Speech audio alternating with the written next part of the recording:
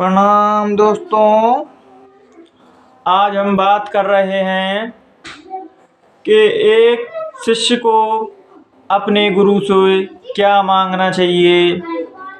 तो एक शिष्य और गुरु की कहानी बताने जा रहा हूँ। एक शिष्य जब अपने गुरु की भक्ति में, अपने सद्गुरु, अपने मालिक की भक्ति में डूबता है, तो वो डूबते डूबते प्रसन्नता से जब गुरु प्रसन्न हो जाते हैं तो गुरु कहते हैं कि बोलो बच्चे, क्या चाहिए तुमको। तब जो असली शिष्य होते हैं तो वो कह देते हैं, हे गुरुदेव, मुझे इस संसार की संपदा धन से कोई मतलब नहीं है, संसारी चीज़ कुछ नहीं चाहिए। तो गुरुदेव मौज में आके कहते हैं, तो बच्चा तुमको क्या चाहिए। तो वो शिष्य बहुत ही खूबसूरत जवाब देते हुए कहता है, हे गुरुदेव, मुझे उस मस्ती में डुबा दो जिस मस्ती में आप डूबे हुए हैं, उस मालिक की, उस परम पिता की भक्ति में। तो गुरुदेव अंदर ही अंदर बहुत प्रसन्न होते हैं और कहते हैं, गुरुदेव कि तू बहुत ही होशियार शिष्य है मेरा, कि सब कुछ मांगने के बाद भी कहता है कि मैंने कुछ नहीं मांगा। तो दोस्तों, जो गुरुदेव होते हैं, जो सच्चे शिष्य होते हैं, वो सही चीज़ जानते हैं कि गुरुदेव से हमेशा क्या चीज़ मांगना चाहिए और क्या नहीं मांगना चाहिए। तो जो शिष्य सच्चे होते हैं उन्हें गुरु के अलावा कुछ नहीं चाहिए, और जो वैसे ही शिष्य रहते हैं उन्हें तो मान सम्मान, धन संपदा चाहिए होती है। तो मैं दोस्तों अक्सर दो लाइन कहा करता हूँ कि जब तक गुरु की इनायत नहीं हो सकती तब तक बात खुदा से, उस मालिक से, वो परमात्मा दर्शन नहीं दे सकता। जब गुरु की करुणा नज़र हम पे, करुणा दृष्टि पड़ती है, उनकी प्रेम भरी दृष्टि हमारे ऊपर पड़ती है, तभी हम उस योग्य हो पाते हैं कि उस मालिक से, उस खुदा से, उस भगवान से, उस गॉड से, परमपिता परमात्मा से मिलने योग्य हो पाते हैं। जब तक उनकी करुणा दृष्टि हमारे ऊपर नहीं पड़ती तो हम दोस्तों कितनी भी ध्यान कर लें, कितना ही भजन कर लें, कुछ होने वाला नहीं है। इसलिए तो कहा जाता है कि हरि रूठे तो ठौर है, गुरु रूठे नहीं ठौर।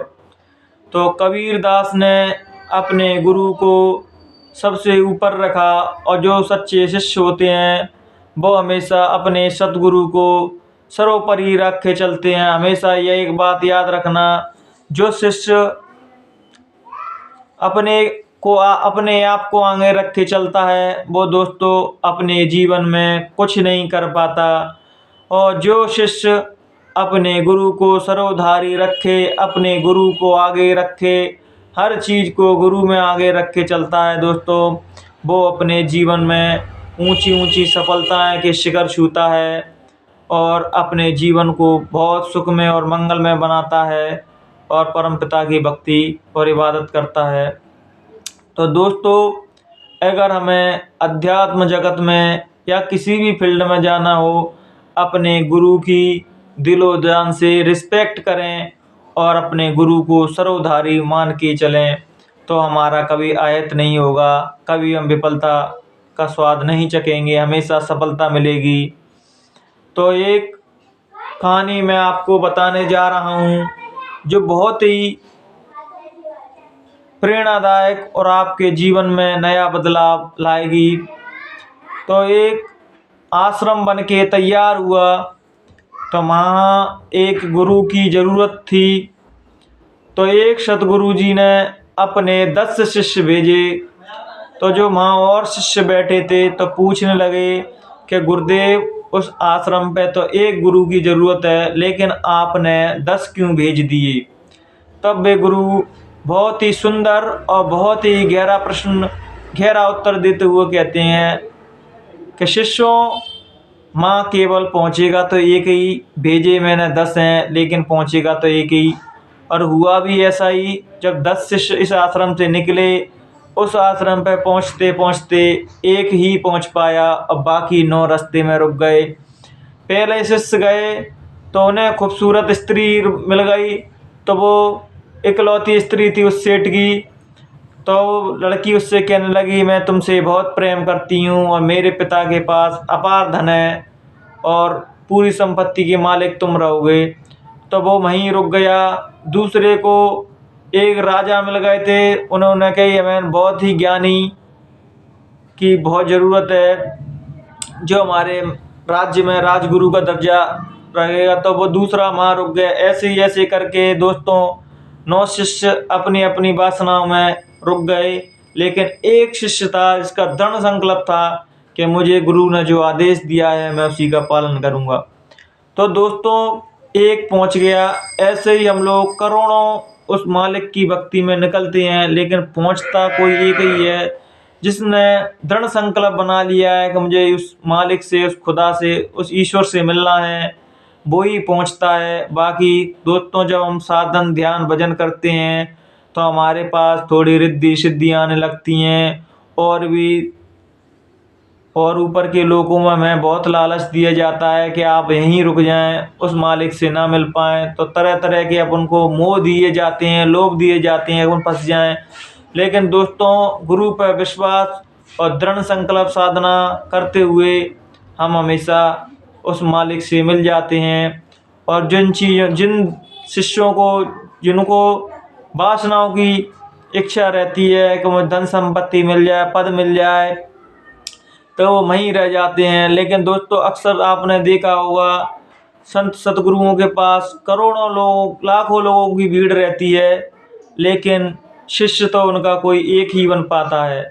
जैसे ही दोस्तों हम उनके पास जाते हैं, कोई कहता है मुझे बच्चा चाहिए, कोई कहता है मेरी शादी नहीं हो रही, शादी करवा दो, कोई कहता है मुझे नौकरी नहीं मिल रही, नौकरी दिलवा दो।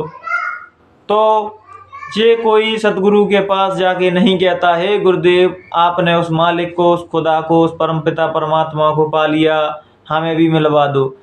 सच्ची चीज़ अगर संतों से, सतगुरुओं से मांगनी है तो केवल एक ही मांगें, हे सतगुरुदेव हमें उस मालिक से मिलवा दो जिसका आपने दीदार कर लिया है, जिसकी भक्ति में आप डूबे हुए हैं। जब हम उस मालिक को पा लेते हैं, उसको प्राप्त कर लेते हैं दोस्तों, तो हमें अंतर में अता खुशियाँ मिल जाती हैं और हम जन्म जन्मांतर से मुक्त हो जाते हैं, आवागमन से मुक्त हो जाते हैं। जैसे जन्म और मृत्यु की दोस्तों बहुत ही असहनीय पीड़ा होती है, जिसे शब्दों में बयान नहीं कर जा सकता कि जीव कैसे प्राण छोड़ता है और फिर 84 लाख योनियों का चक्कर भोगते हुए फिर इस मनुष्य का चोरा धारण करता है। दोस्तों आप लोग समाचारों के माध्यम से, न्यूज़ चैनलों के माध्यम से देख रहे होंगे कि कोविड फिर फैल रहा है, कोरोना फिर धीरे धीरे पांव पसार रहा है।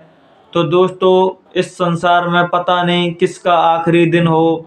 तो दोस्तों सबों से हाथ जोड़ के अनुरोध करूंगा कि अपने जीवन में परमात्मा का भजन, सुमरण, ध्यान भजन करें, जिससे अगर हमारा जीवन, अगर कल मैं ना रहूं या आपका कोई लास्ट दिन हो, तो हमारे अंदर ये पूना रह जाए कि हमने सब कुछ काम किए लेकिन परमात्मा का ध्यान भजन नहीं किया। दोस्तों अपने लाइफ स्टाइल में, अपने जीवन में परमपिता परमात्मा का ध्यान भजन जोड़ें। और जो लोग परमात्मा को नहीं मानते, ध्यान भजन नहीं करना चाहते, तो वो मेडिटेशन करें अपने अंदर के सुकून के लिए, अपने आत्मिक शांति के लिए। भले किसी के लिए ना करें, परमात्मा को मानते हों या नहीं मानते हों, लेकिन जब मेडिटेशन करेंगे तो हम अपने आप को साक्षात्कार करेंगे, अपने आप से धीरे धीरे परिचित होने लगेंगे कि अपना मूल स्वरूप क्या है और वास्तविकता जीवन का सत्य क्या है। जिन चीज़ों के पीछे भाग रहे हैं दोस्तों, वो क्षणिक भर का सुख तो देती हैं, फिर बाद में वो निश्चली हो जाती हैं। दोस्तों आपने सुना होगा कि महावीर स्वामी, महात्मा बुद्ध कितने बड़े बड़े सम्राट थे, उन्होंने अगर इन चीज़ों में सुख होता तो इन्हीं के रह जाते वो, लेकिन इन चीज़ों में सुख नहीं है। सुख तो दोस्तों परमपिता परमात्मा की भक्ति में, भगवान की भक्ति में, उस खुदा की भक्ति में, उस गॉड की भक्ति में ही है दोस्तों। इसमें सुख नहीं है, क्षणिक सुख तो लगता है, फिर बाद में कोई सुख नहीं लगता। इसलिए सबों से हाथ जोड़ के मैं विनय प्रार्थना करूँगा कि जब अपना लास्ट दिन पता नहीं कब किसका हो जाए, ऐसी तरह तरह की बीमारियां आ रही हैं। गुरुदेव कहा करते थे कि दोस्तों समय आगे खराब आने वाला है। तो दोस्तों अपने शब्दों को विराम देते हुए यही कहूँगा कि आप अपने जीवन में परमात्मा का स्मरण जरूर करें, जरूर करें और अपने जीवन में ध्यान भजन सुमरण जरूर उतारें। जो लोग परमात्मा को नहीं मानते हो वो मेडिटेशन करें तो तुम्हें उसका बहुत लाभ मिलेगा। अगर बोलने चालने में दोस्तों मुझसे कोई भी गलती हुई हो तो अपना छोटा भाई समझ के मुझे माफ़ कर देना।